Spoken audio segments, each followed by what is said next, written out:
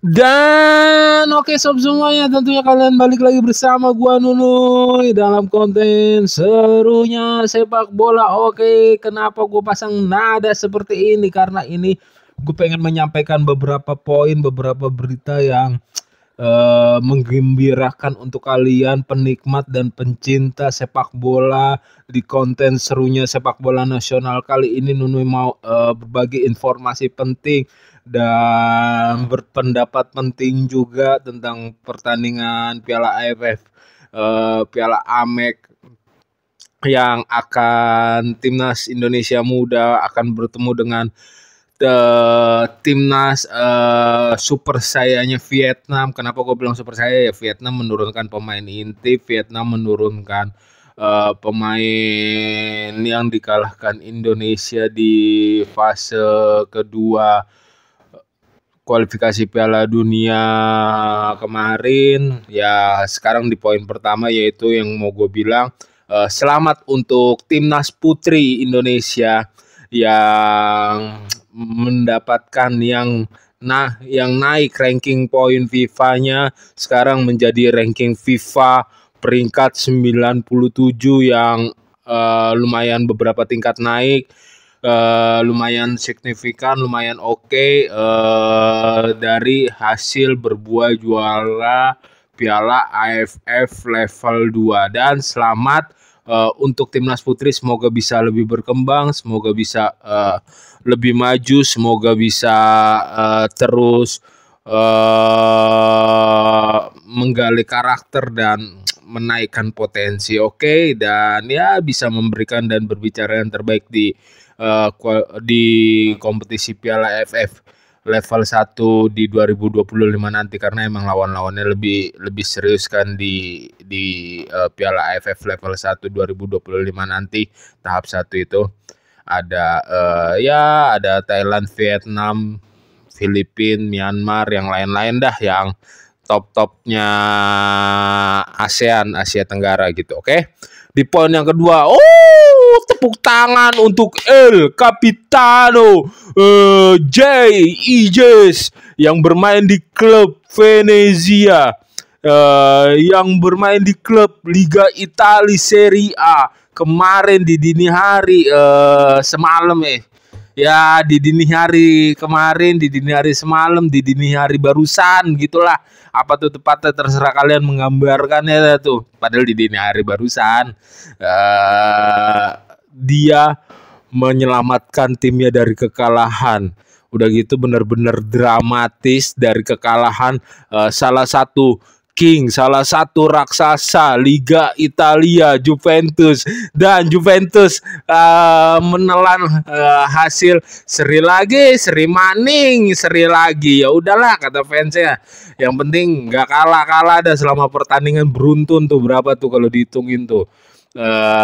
Jay Ijes membuat gol penyama kedudukan menjadi 2-2 setelah Venezia mendapatkan free kick dari sisi kiri pertahanan, sisi kanan pertahanan Juventus, sisi kiri penyerangan Venezia. Bola dilambungkan diagonal, dipotong oleh tandukan kepala Ijes di kalau ditarik garis lurus ya sob. Kalau ditarik posisinya sih masih udah masuk kotak belum ya, pokoknya masih agak-agak jauh gitu kan. Dipotong, digunting oleh Jay Ijes, dibelokkan ke tiang jauhnya penjaga gawang Juventus, dan bolanya tidak bisa digapai oleh penjaga gawang dan masuk gol. Selamat untuk El Capitano Jay Ijes, kapten keduanya timnas Indonesia untuk sementara, untuk saat ini. Oke. Yang jelas terus menjadi penyemangat untuk majunya dan berkembangnya timnas Indonesia, King Indonesia, apalah itu. Yang penting yang terbaik terus, positif terus untuk Jay Ijes untuk perkembangan karir ke depannya. Oke. Sekarang ini bahasan yang paling pentingnya, lebih paling pentingnya dari 2 poin bahasan yang barusan. Nanti Indonesia akan bertemu dengan Vietnam. Vietnam merupakan tim paling ngopi dulu sopa, belum tidur ini pagi-pagi. Vietnam merupakan tim yang paling serius dalam menatap gelaran Piala AFF 2024 ini sampai dia keluar dari Vietnam beruji coba khususnya di Korea Selatan, berlatih tanding dengan klub-klub Korea Selatan, melakukan TC di Korea Selatan, dan paling serius membawa skuad, yaitu skuad benar-benar skuad intinya. Dan apalagi nanti bertemu Indonesia di kandang Vietnam, ingat sob, dan dia habis momen dikalahkan waktu itu sama Indonesia home and away pada kualifikasi Piala Dunia 2024 tahap kedua, zona level kedua. Waktu itu juga pas baru kalau nggak salah baru sumpahnya dan baru bergabungnya dengan Ragnar Uratmangun dan Tom Haye, dan Vietnam lah yang menjadi korban dari keganasan timnas Indonesia. Oke sob, dan nanti skuad muda Indonesia di Piala AFF bertemu dengan timnas senior Vietnam. Oke, timnas inti Vietnam saat ini gue bilang ya sob ya, dibantai 5-0, 4-0 itu tidak masalah, itu no problem. Ini benar-benar bisa dijadikan untuk pembekalan, pembelajaran untuk pemain-pemain Indonesia kita yang kalau ditarik rata-rata, gue ingetin lagi, kita 19 tahun tidak nyampe 20 tahun. Mungkin pemain tertua kita Asnawi dan Pratama Arhan yang baru berumur 24-25an gitu kan. Gua rela Indonesia dibantai 5-0, 4-0, whatever lah itu, terserah, asalkan Indonesia menunjukkan petarung yang baik,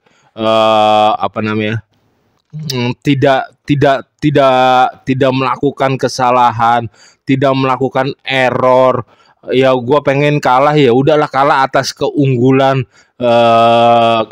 skuad Vietnam, keunggulan skema Vietnam, bukan dari kesalahan dari banyak kesalahan dari timnas Indonesia, timnas skuad muda Indonesia ini. Tidak, gue pengen tengahnya itu bukan terjadi error kayak kemarin, bukan terjadi tengah timnas muda yang ompong kayak kemarin, yang melakukan kesalahan, yang beruntung tidak dihukum oleh Myanmar tetapi dihukumnya oleh Laos. Ternyata ya itu kan terbukti 2 gol awalnya Laos itu benar-benar bisa dibilang kesalahan kita lini tengah, terus terlambatnya transisi juga untuk mengcover. Ya kalau misalkan kita bermain 2 back yang sebagai dua libero di lini tengah, ya satu misalkan membantu serangan, satu itu harus bermain zona, harus bisa untuk menutup, harus bisa untuk membaca pergerakan, harus bisa yang mengantisipasi lawan terlebih dahulu, membantu mengantisipasi lawan, jangan sampai langsung kosong melompong ke center back. Kalau center back kayak error kayak kemarin Kakang, terus gol keduanya karena back tengahnya Kadek juga ada kesalahan dalam mau mengantisipasi bola, mengontrol bola, ya udahlah terjadinya dihukum dengan gol kayak gitu. Gue pengen, ya gue rela deh dibantai berapapun asal tidak ada error dari permainan Indonesia. Indonesia harus tetap fight, harus bangkit, harus menunjukkan daya juang yang spektakuler. Kita udah punya tradisi bagus lawan Vietnam. Biarkanlah tradisi itu kalau dijaga sih susah, karena persentase buat kemenangan lawan Vietnam pun gue bilang cuman 20%, 80%-nya kemungkinan besar ya Vietnam yang ya, dan 20% buat imbang, tahan imbangnya 10%, 70%-nya Indonesia dikalahkan oleh Vietnam di kandangnya, karena benar-benar Ini Vietnam bisa terbakar banget auranya, bisa terbakar banget motivasinya, itu bisa meningkatkan semangatnya menjadi menggebu-gebu mungkin 3 kali lipat bahkan 5 kali lipat. Apalagi ini Indonesia menurunkan skuad segini, saatnya mempermalukan timnas Indonesia maybe gitu kan, nggak ada yang tahu. Tetapi kalau kita, gue pengennya sih ada perbaikan permainan, ada peningkatan motivasi seperti yang ditunjukkan di babak kedua timnas Indonesia ketika lawan Myanmar. Terlihat kita mampu untuk mendongkrak, lebih bangkit, lebih naik, walaupun tidak signifikan, tetapi menunjukkan hal tersebut gitu. Jangan sampai pertandingan tersebut didominasi oleh kesalahan dari timnas muda kita sendiri. Gue setuju banget timnas muda daripada pemain-pemain tidak diizinkan, daripada pusing sana ribut sini gitu. Ya udahlah sekalian timnas muda yang diturunkan buat pembelajaran, kecuali emang pemain-pemain keturunan, pemain-pemain yang berkarir di liga-liga penting menjadi starting line up penting, wajar lah kalau nggak boleh dipanggil gitu kan, nggak bisa dipanggil gitu. Nah kalau berbicara starting 11 nanti, mau nggak mau walaupun kemarin Sintayong beruji coba dengan pemain-pemainnya, kalau nanti tuh harus diturunkan yang terbaik, diturunkan untuk yang bisa memberikan daya juang, bisa memperkirakan, bisa memberikan, oh kayaknya dia siap nih. Sintayong, coachin harus mempunyai feeling yang bagus dalam menentukan starting 11-nya, karena di ini lawan Filipina, lawan Vietnam dulu inilah, nggak usah jauh-jauh melangkah melawan Filipina ke depannya, fokus terhadap Vietnam terlebih dahulu. Ya harus mau nggak mau harus menurunkan yang terbaik dulu, oke? Lawan Laos nggak apa-apa lah, kita emang beruji coba, bereksperimen dengan menurunkan pemain seperti yang dijanjikan oleh coach sendiri untuk memberikan menit bermain, oke? Kiper Cahya, terus back tengahnya yang di pertandingan pertama lawan Myanmar tuh kakangnya diistirahatkan terlebih dahulu.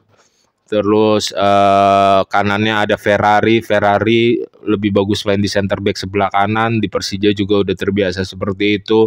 Tengahnya kembali Kadek. Terus kirinya tolong balikan Doni Tripamungkas, please jadi center back, please, oke. Kirinya biarin left wing backnya, taruhlah Pratama Arhan di situ dulu. Pratama Arhan biarkan main di situ dulu, oke.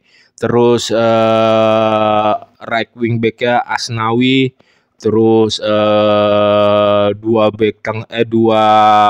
gelandang tengahnya, petarung tengahnya itu ada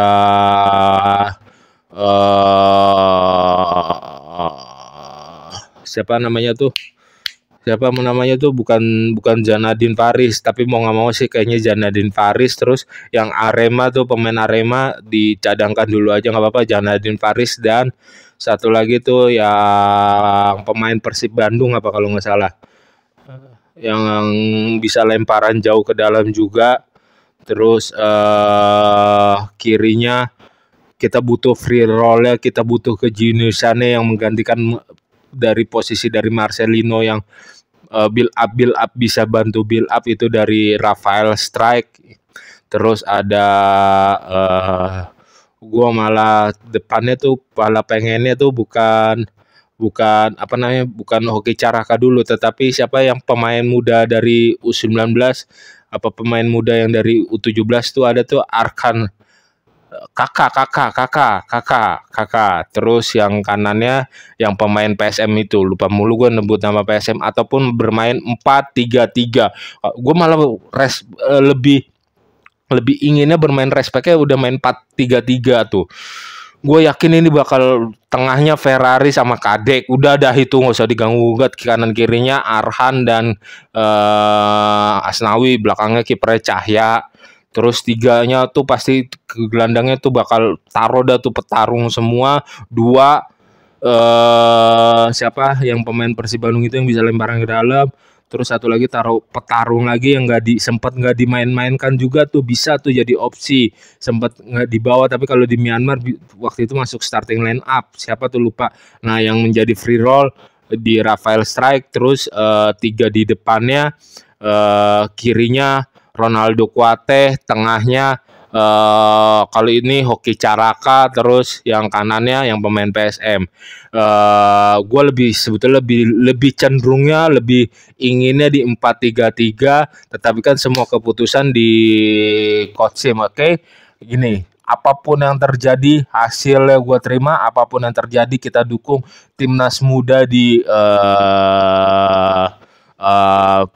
AFF 2024 ini. Tapi kalau kita membahas kesalahan, ya emang membahas kesalahan, membahas kekalahan, ya bahas aja yang salahnya di mana. Kan kita bisa kasih masukan, kasih pendapat, ya wajar-wajar aja. Oke sob, untuk konten kali ini gitu aja. Jangan lupa untuk subscribe, comment, like, and share, and see you and bye-bye. Jaga kesehatan. Bravo sepak bola Indonesia.